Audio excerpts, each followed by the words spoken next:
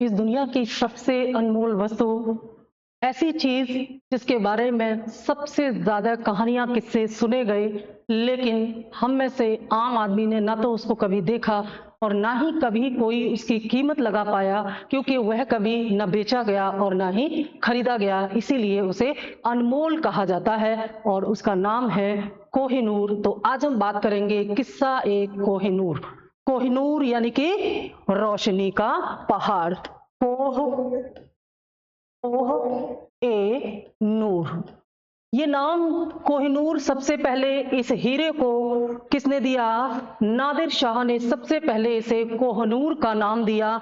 कोह का मतलब है यहाँ पर पहाड़ और नूर का मतलब है रोशनी, यानी कि रोशनी का पहाड़ कोह नूर। ये नाम सबसे पहले नादिर शाह ने दिया। वही नादिर शाह जो ईरान का एक आक्रमणकारी था और उसने मुगलों के पतन के बाद मोहम्मद शाह रंगीला के समय में दिल्ली को लूटा और यहाँ से यह कोहिनूर लेकर के गया। लेकिन कोहिनूर की कहानी इससे भी पुरानी है। तो आज हम बात करेंगे कोहिनूर के किस्से की, इसके आरंभ से लेकर के वर्तमान तक की पूरी जो इसकी यात्रा रही, कैसे और कब कोहिनूर देश की सीमाओं से बाहर गया और कितने बार इसने देश की सीमाओं को लांघा और फिर कैसे ये वापस भारत आया। वर्तमान में कोहिनूर कहां पर है और कौन कौन से देश जो हैं इस पर अपने अधिकार का दावा करते हैं।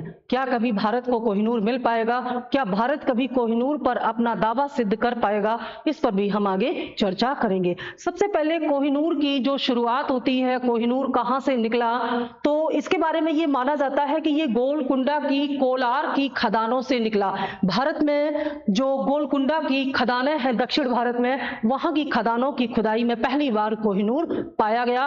और इस कोहिनूर के बारे में जो आगे किस्सा शुरू होता है, जहां से इसकी यात्रा शुरू होती है, वह शुरू होता है काकतीय वंश के शासक जो है रुद्र प्रताप देव के पास ये था, जब अलाउद्दीन खिलजी ने मलिक काफूर के नेतृत्व में सेनापतित्व में दक्षिण का अपना अभियान आरंभ किया। सुल्तान बनने के बाद अलाउद्दीन खिलजी का जो प्रथम दक्षिणी अभियान था वह कहां पर था? वह वारंगल में था। काकतीय वंश वहां पर था। तो वारंगल जो कि वर्तमान तेलंगाना में पड़ता है, वहां के काकतीय शासक इस समय प्रताप रुद्रदेव थे, जब मलिक काफूर ने अलाउद्दीन खिलजी की तरफ से यहां पर हमला किया वारंगल में। उस समय ये कोहिनूर हीरा इन्हीं वारंगल के शासक प्रताप रुद्रदेव के पास था। जब मलिक काफूर ने यहां पर आक्रमण किया, उसके बाद प्रताप रुद्रदेव ने बाद में आत्मसमर्पण कर दिया और प्रताप रुद्रदेव ने अपने आकार की एक सोने की प्रतिमा बनवाई और उसके गले में जंजीर डाल करके आत्मसमर्पण के लिए मलिक काफूर के सामने प्रस्तुत किया। और इसी समय मलिक काफूर को उपहार स्वरूप बेशकीमती हीरा कोहिनूर प्रदान किया। पहली बार हीरे का ये जो जिक्र है ये इसी समय मिलता है और ये समय था 14वीं शताब्दी का आरंभिक समय। तो इस समय जब मलिक काफूर को यह हीरा प्राप्त हुआ, कोहिनूर प्राप्त हुआ, वास्तव में उस समय कोहिनूर का मूल्य उतना ज्यादा कोई नहीं समझता था। एक सामान्य हीरे की तरह, जैसे अन्य हीरे जवाहरात होते हैं, उन्हीं के साथ कोहिनूर जो है मलिक काफूर को दे दिया गया। मलिक काफूर ने इसे अपने सुल्तान यानी कि अलाउद्दीन खिलजी को सौंपा। अलाउद्दीन खिलजी इससे प्रसन्न हुआ और उसने इसे अपने पास रखा। तो पहली बार दक्षिण की कोलार की खदानों से निकल करके ये कोहिनूर हीरा सुल्तान के पास यानी कि दिल्ली सल्तनत में तुर्कों के पास पहुंच गया। कुछ इतिहासकार ये मानते हैं, जिनमें अगर हम बात करें तो कोहिनूर पुस्तक के लेखक हैं विलियम डेलरेम्पल जो है, इनके अनुसार कोहिनूर का पहला आधिकारिक जिक्र जो है वो 1750 ईस्वी में फारसी इतिहासकार मोहम्मद मारवी के नादिर शाह के भारत आक्रमण के वर्णन में मिलता है। और 1750 के इस वर्णन में बताया गया पहली बार कि नादिर शाह के समय में ही कोहिनूर का अस्तित्व पता चला है। और इसी में यह बताया गया है कि तुर्कों ने इसे दक्षिण भारत में किसी मूर्ति की आंख में से निकाल करके प्राप्त किया था। लेकिन तथ्यों के आधार पर, साक्ष्यों के आधार पर हम कह सकते हैं कि प्रताप रुद्रदेव ने अपने आत्मसमर्पण के समय मलिक काफूर को यह हीरा प्रदान किया था, जब मलिक काफूर ने वारंगल पर हमला किया, आक्रमण किया। उसके बाद ये जो हीरा है, जब अलाउद्दीन खिलजी के पास पहुंच जाता है। उसके बाद इस कोहिनूर का जिक्र आता है। देखिए, इसे कोहिनूर नाम दिया नादिर शाह ने, लेकिन आरंभ में इसे कीमती हीरा कहा जाता था। तो ये नाम जो है काफी बाद में जाकर के इसको मिलता है। जब ये अलाउद्दीन खिलजी के पास पहुंचता है, उसके बाद ये लगातार दिल्ली सल्तनत का हिस्सा बना रहा। बाबरनामा जो है, पहली बार बाबरनामा में बाबर ने, जो कि बाबर की आत्मकथा है, बाबर पहली बार इस बेशकीमती हीरे की कीमत को नापता है और इसकी कीमत कुछ इस प्रकार से नापी गई कि इसको बेच करके इतना धन प्राप्त किया जा सकता है जिससे कि पूरी दुनिया को, उस समय की जो पूरी दुनिया थी उसकी आबादी के हिसाब से पूरी दुनिया को 2.5 दिन का भोजन कराया जा सकता है। ये जो हीरे की, कोहिनूर की जो पहली कीमत थी, ये बाबर ने अपनी पुस्तक बाबरनामा में नापी थी कि ये इतना महंगा है। एक मुर्गी के अंडे के बराबर इसका साइज था। आप जो देख रहे हैं यहाँ पर, ये कटिंग के बाद, ये ब्रिटेन के महाराजा ने इसकी कटिंग कराई तो इसका वजन कम हो गया। उसके बाद ये इसका आप वजन देख रहे हैं, लेकिन मूल रूप में ये इससे भी ज्यादा बड़ा था, लेकिन तब इसमें चमक नहीं थी। तो ब्रिटेन के महाराजा ने इसको और ज्यादा चमकीला और शाइनिंग देने के लिए इसमें कटिंग कराई, जिससे इसका मूल वजन जो है वो कम हो गया। तो बाबरनामा वो पहला ग्रंथ है, पहला साक्ष्य है जो इस कोहिनूर के कीमत के बारे में अंदाजा लगाता है। उसके बाद जब बाबर आए, इन्होंने एक नई सल्तनत स्थापित की, मुगल वंश की स्थापना की, लेकिन बाबर के पास ज्यादा समय नहीं था। बाबर के बाद हुमायूं आया। हुमायूं को शेर शाह सूरी ने कड़ी टक्कर दी और जब शेर शाह सूरी ने दिल्ली पर अधिकार कर लिया, उसके बाद हुमायूं को भारत छोड़ करके बाहर जाना पड़ा। जब हुमायूं देश छोड़ करके ईरान में जा रहा था शरण लेने के लिए, उस समय उसने इस कोहिनूर को अपने साथ ले लिया और हुमायूं इस कोहिनूर को अपने साथ लेकर के ईरान चला गया। ये पहला समय था जब कोहिनूर ने देश की सीमा को लांघा या कोहिनूर भारत की सीमाओं से बाहर गया। कब गया? जब हुमायूं ने भारत को छोड़ करके ईरान में शरण ली, क्योंकि यहां पर अफगान शासक शेर शाह सूरी ने हुमायूं को बाहर, चौसा के युद्ध से, कन्नौज के युद्ध से उसने पूरी तरह से उनको परास्त करके बाहर कर दिया। कुछ समय के लिए मुगल सत्ता जो है एक तरह से समाप्त ही हो गई। यहाँ पर सूर्यवंश की स्थापना होगी, अफगान शासन की स्थापना हुई। तो कोहिनूर हुमायूं के साथ पहुंच गया ईरान, और ईरान का जो शाह था उसने हुमायूं को शरण दी, उसकी सहायता की और भारत में फिर से मुगल सत्ता स्थापित करने के लिए, हुमायूं की वापसी के लिए ईरान के जो, ईरान या फारस, ईरान और फारस तत्कालीन समय में एक ही था, तो फारस या ईरान के शाह ने हुमायूं को काफी सहायता दी, सैन्य सहायता दी, हर तरह का उसका सहयोग किया और इसी के बदले में हुमायूं ने ईरान के शाह को ये कोहिनूर हीरा जो है वो भेंट स्वरूप दे दिया। यानी कि जो कोहिनूर भारत में निकला था, भारत की खदानों से निकला था, वह तुर्कों के माध्यम से मुगलों के पास आया और मुगल शासक हुमायूं के माध्यम से देश से बाहर ले जाया गया और वहां पर ईरान के शासक को ये दे दिया गया। उसके बाद ईरान का जो शाह था उसने अहमदनगर, भारत के दक्षिण भारत में जो दिल्ली सल्तनत थी दक्षिण की, वहां के अहमदनगर में सुल्तान के दरबार में अपना एक राजदूत भेजा अपने राजनीतिक संबंधों को बेहतरीन बनाने के लिए। तो ईरान के शाह ने अहमदनगर के सुल्तान के लिए अपने राजदूत के माध्यम से जो तमाम उपहार भेजे थे, उनमें से एक उपहार कोहिनूर भी था। तो कोहिनूर जो कि हुमायूं के माध्यम से देश की सीमा से बाहर गया था, ईरान गया था, वह पुनः ईरान के शाह के राजदूत के माध्यम से फिर से भारत में प्रवेश करता है और दक्षिण में अहमदनगर के जो सुल्तान था उसको उपहार प्राप्त हो जाता है। यानी कि हीरा जो कोहिनूर था वो फिर से भारत में आ चुका है। इसके बाद जो एक हीरा व्यापारी था जिसका नाम था मीर जुमला, हीरा व्यापारी मीर जुमला, जो कि गोलकुंडा के कुतुबशाही में प्रधानमंत्री पद पर था, क्योंकि इसको हीरे जवाहरात की बहुत गहरी परख थी।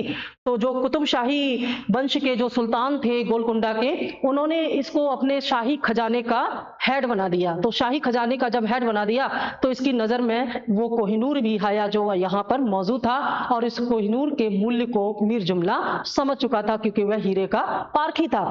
उसके बाद जब औरंगजेब ने दक्षिण अभियान अपने किए, तो औरंगजेब के दक्षिण अभियानों के समय में ही यहाँ पर ये जो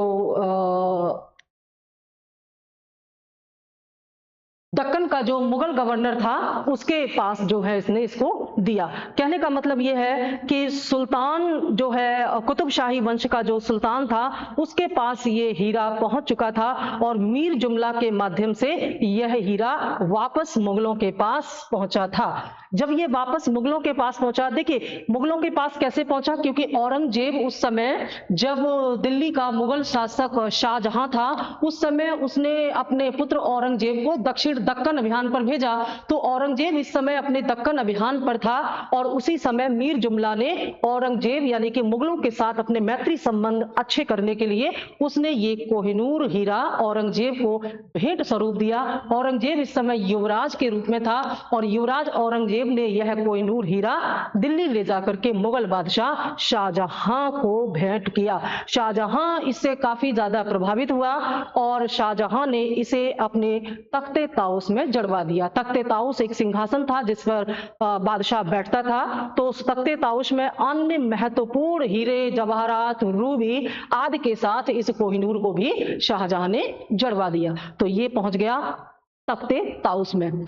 मुगल बादशाह औरंगजेब की जब मृत्यु होती है 1707 ईस्वी में, उसके बाद मुगलों में जो उत्तराधिकारी आए वे काफी दुर्बल थे और मुगलों का पतन यहाँ से शुरू हो जाता है। और इसी समय एक शासक आता है मोहम्मद शाह रंगीला। इसे रंगीला इसलिए कहा जाता था, ये उपनाम था इसका, क्योंकि ये काफी ज्यादा आलसी था, लापरवाह था और ये जो प्रशासनिक और राजनीतिक अपनी जिम्मेदारियां हैं वो ठीक से नहीं निभाता था, तो इसका उपनाम जो है रंगीला कर दिया था। मोहम्मद शाह रंगीला के समय में 1739 में जो है एक अफगान शासक नादिर शाह जो है, जो ईरान का आक्रमणकारी या फारस का आक्रमणकारी नादिर शाह जो है ये दिल्ली पर आक्रमण करता है और इसने दिल्ली को बुरी तरह से लूटा। मुगलों की बरसों से जुटाई गई जो संपत्ति थी उसको इसने पूरी तरह से लूट करके अपने साथ लेकर के गया। और यहाँ पर कई किस्से हैं, हम दो कहानियां हैं, दोनों आपको बताते हैं कि जब नादिर शाह दिल्ली को लूट रहा था तो उस समय इसको और भी बहुत सारे खजाने हीरे जवाहरात मिले, लेकिन उनमें सबसे बेशकीमती जो वस्तु थी वो थी मयूर सिंहासन तख्ते ताउस, जिसमें हीरा भी लगा हुआ था, कोहिनूर भी लगा हुआ था और उसके अलावा और भी बहुत सारी महत्वपूर्ण और कीमती हीरे जवाहरात उसमें जड़े हुए थे। जब नादिर शाह अपने साथ ये तमाम सामान ले जा रहा था तो कहते हैं कि ये जितना सामान वो अपने साथ ले गया था यहाँ से, उतने की जो कीमत है वह ताजमहल की 4 गुना कीमत से भी ज्यादा बैठती है। कई हजार घोड़े और हाथियों पर ये माल ले जाकर के उसने कहा अपने ईरान में पहुंचा दिया। लेकिन दूसरी कहानी ये है कि जब नादिर शाह का जब दिल्ली पर आक्रमण होता है तो उस समय मोहम्मद शाह रंगीला जो है वो इस तख्ते ताउस में से इस हीरे को निकाल करके अपनी पगड़ी में लगा लेता है, जिससे कि जब नादिर शाह यहाँ से सामान लूट के ले जाएगा तो कम से कम ये जो कोहिनूर है वो बचा रह जाएगा। तो उसने कोहिनूर को मोहम्मद शाह ने अपनी पगड़ी में जो है वो जड़वा लिया था। और ये बात जो है एक नर्तकी के माध्यम से नादिर शाह को पता लगी कि बेशकीमती कोहिनूर को तख्ते ताउस से निकाल करके मोहम्मद शाह रंगीला ने अपनी पगड़ी में लगवा लिया है।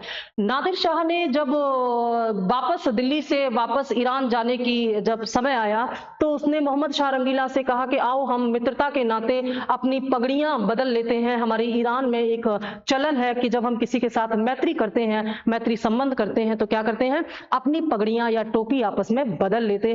और ये उसकी एक चाल थी, क्योंकि वह जानता था कि पगड़ी के माध्यम से यह कोहिनूर जो है वो नादिर शाह के पास आ जाएगा।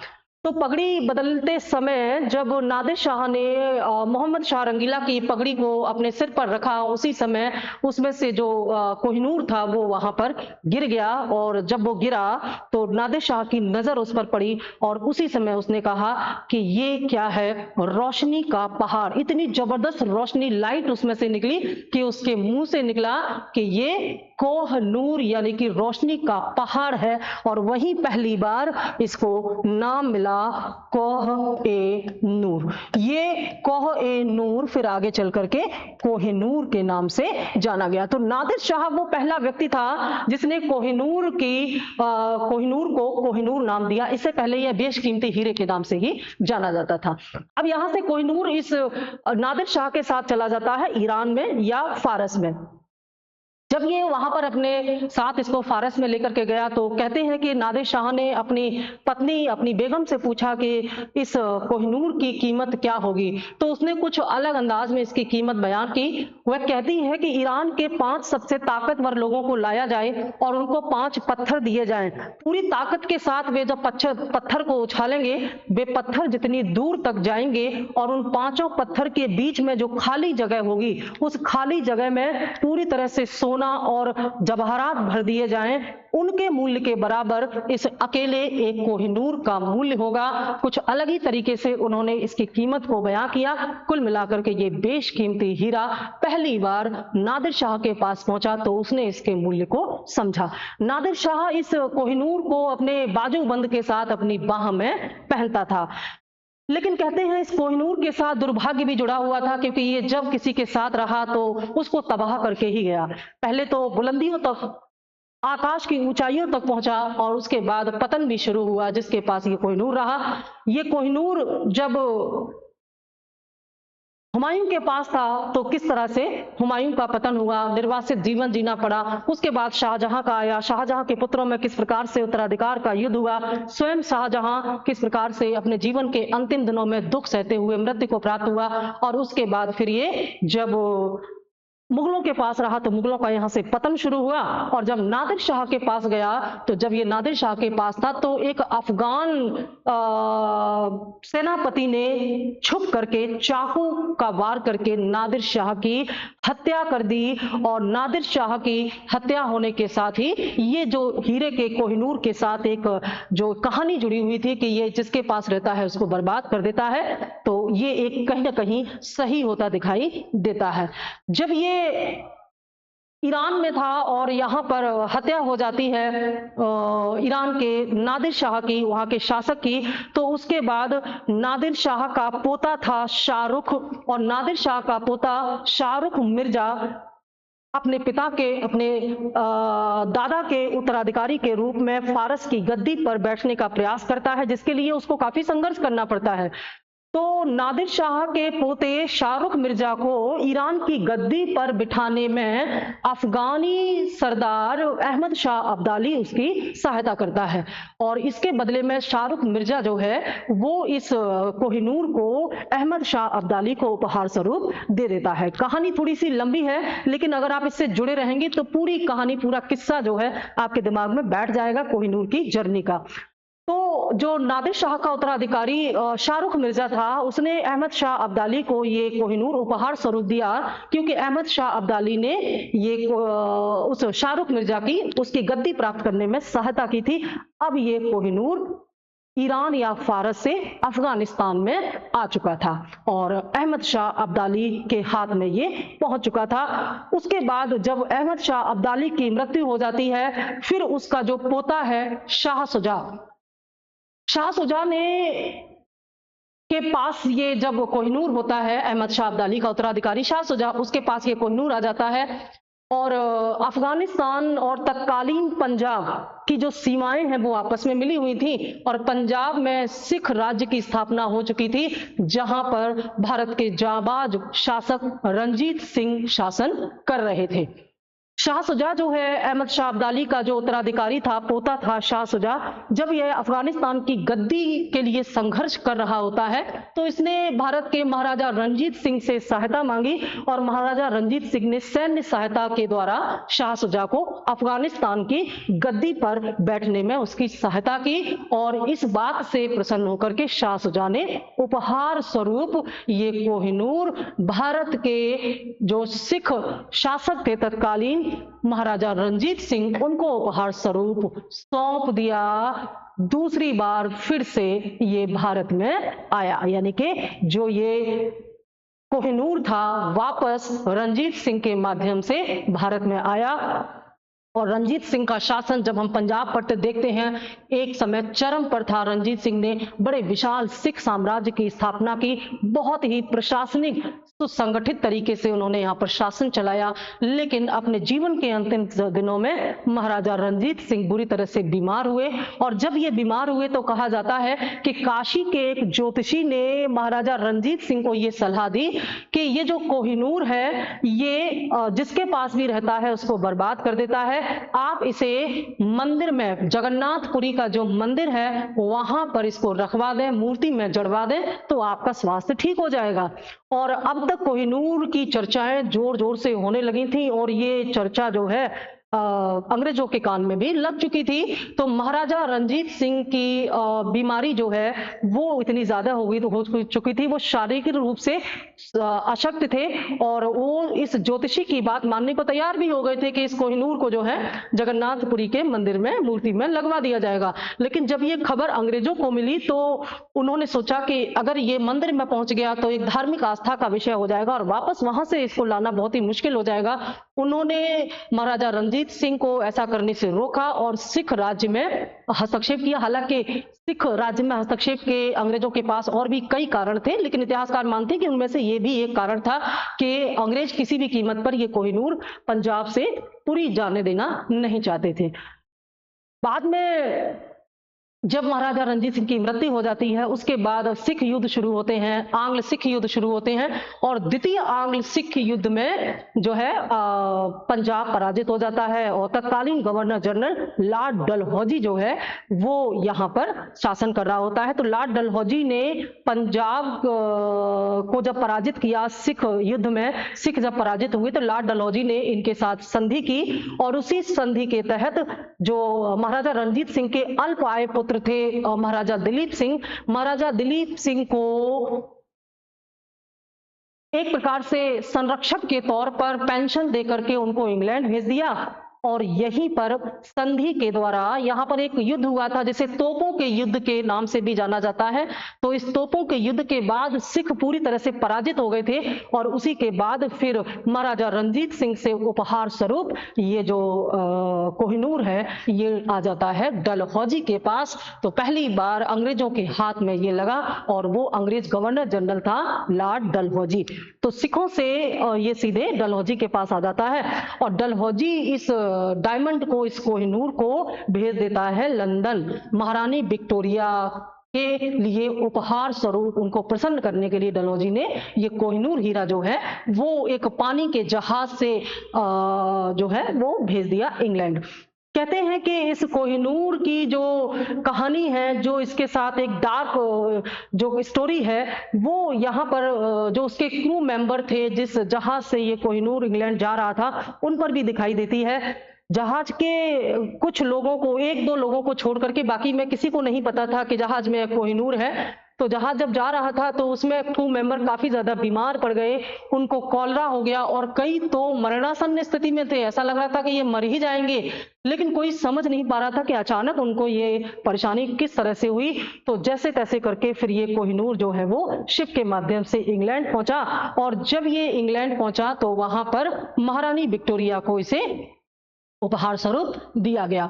महारानी विक्टोरिया को जब ये उपहार स्वरूप दिया गया, कुछ समय बाद इसकी प्रदर्शनी लगाई गई, और ब्रिटेन की जनता को ये दिखाने का प्रयास किया गया कि किस प्रकार से पूर्वी क्षेत्रों में, एशिया में अंग्रेज का, ब्रिटिश सरकार का दबदबा है कि वहां की सबसे बेशकीमती वस्तु कोहिनूर वे अपने साथ उपहार स्वरूप ब्रिटेन की जनता के लिए लेकर के आए हैं। तो इसी वाहवाही में एक एग्जीबिशन लगाया गया, और उसमें कोहिनूर को प्रदर्शनी के लिए रखा गया। कहते हैं कि उससे पहले कभी भी ब्रिटेन की इतनी सारी भीड़ एक साथ इकट्ठी नहीं हुई थी जितनी भीड़ इस कोहिनूर को देखने के लिए वहां पर एकत्र हुई। लेकिन जब लोगों ने इस कोहिनूर को देखा तो वो बहुत ज्यादा खुश या आकर्षित नहीं हुए, क्योंकि उन्होंने कोहिनूर के बारे में जो सुन रखा था उस प्रकार से उनको इसमें कुछ दिखाई नहीं दिया। एक मटमैला रंग का एक पत्थर का टुकड़ा जिसमें बाकी पत्थरों से थोड़ी ज्यादा चमक थी, उसे कोहिनूर समझ करके कैसे उसके लिए इतना खून खराबा, इतने युद्ध हुए, ये बात जनता की समझ में आ नहीं रही थी। तो जब ब्रिटिश शासकों ने देखा कि कोहिनूर उतना अट्रैक्टिव नहीं है, तो तत्कालीन शासक ने यह आदेश दिया कि इस कोहिनूर की जो कटाई है वो दोबारा से किया जाए और इसको पूरी तरह से और ज्यादा चमकीला बनाया जाए।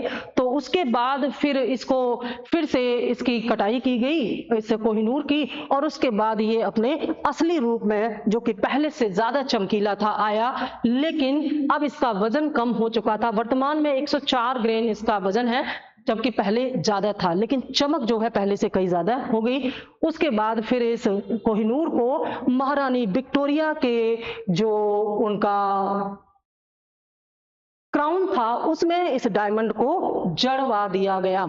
और उसके बाद ये हुआ है 1860 ईस्वी में, ठीक है। तो उसके बाद जब ये महारानी विक्टोरिया के ताज में आ गया, तो जाहिर सी बात है कि महारानी विक्टोरिया इसे एक प्राउड के रूप में लेती थी कि हमने एशिया के सबसे कीमती जवाहरात को अपने कब्जे में करके अपने सिर का ताज बना लिया है। उसके बाद फिर ये धीरे धीरे एक से दूसरे सिर पर ये ताज शिफ्ट होता गया, और कहते हैं कि इसको ये कहा गया कि या तो ये भगवान को सूट करेगा या फिर महिलाओं को, इसीलिए महारानियों, जो ब्रिटेन की महारानी थी, उनके ही सिर पर इसको रखा जाता था। वर्तमान में ये कोहिनूर कहाँ है, तो देखा जाए तो वर्तमान में ये कोहिनूर जो है लंदन टावर में रखा हुआ है, क्राउन के साथ। इसी क्राउन के साथ ये लंदन टावर में रखा हुआ है। और जब भारत आजाद हुआ तो भारत ने इस कोहिनूर पर अपना अधिकार का जो दावा है वो प्रस्तुत किया, और ब्रिटिश सरकार से, ब्रिटेन के महाराजा से इस कोहिनूर को वापस भारत को देने की बात कही। लेकिन उसके बाद जब भारत ने इसको डिमांड इसकी की, तो एक के बाद एक तमाम देश इस कोहिनूर पर अपना दावा करने लगे। कोहिनूर पर अपना दावा करने वाले देशों की अगर हम बात करें तो भारत, पाकिस्तान, ईरान और अफगानिस्तान, ये 4 देश जो हैं वो इस कोहिनूर पर अपना दावा करते हैं। सबसे पहले कोहिनूर को भारत लाने की बात की गई थी, यानी कि कोहिनूर पर पहला दावा भारत ने ही किया था आजादी के ठीक बाद। उसके बाद 1776 ईस्वी में पाकिस्तान के तत्कालीन जो प्रधानमंत्री थे जुल्फिकार अली भुट्टो, उन्होंने यह दावा किया कि ये जो कोहिनूर है ये वास्तव में पाकिस्तान का है। पाकिस्तान के दावे के पीछे के तर्क पर अगर हम चर्चा करें तो हम देखते हैं कि महाराजा रंजीत के माध्यम से जब ये लाया गया भारत में, महाराजा रंजीत को शाह शुजा से मिला, उसके बाद फिर पंजाब का जो राज्य था, सिख राज्य था, उन्हीं के माध्यम से, यानी कि दिलीप सिंह के माध्यम से ये लॉर्ड डलहौजी को दिया गया, और उसके बाद ये दोबारा भारत नहीं आ पाया। तो तत्कालीन जो पंजाब या सिंध का जो क्षेत्र था वह भारत और पाकिस्तान, यानी कि जो उस समय भारतीय उपमहाद्वीप था, जब भारत पाकिस्तान का बंटवारा नहीं हुआ था, तो उस समय महाराजा रंजीत सिंह के शासन, जिसकी राजधानी लाहौर थी, तो क्योंकि लाहौर राजधानी थी और महाराजा रंजीत सिंह यहीं पर थे, और इसी लाहौर में जो है दिलीप सिंह ने यह सौंपा था किसको, डलहौजी को, और वर्तमान में लाहौर पाकिस्तान में है। तो उस क्षेत्र के हिसाब से पाकिस्तान इसे यह दावा करता है कि क्योंकि ये लाहौर में था और लाहौर से बाहर गया है, इसलिए पाकिस्तान को यह कोहिनूर मिलना चाहिए। लेकिन भारत यह दावा करता है कि मूल रूप से ये कोहिनूर जो है दक्षिण भारत में गोलकुंडा की खदानों से निकाला गया है, इसलिए भारत का दावा ज्यादा मजबूत है।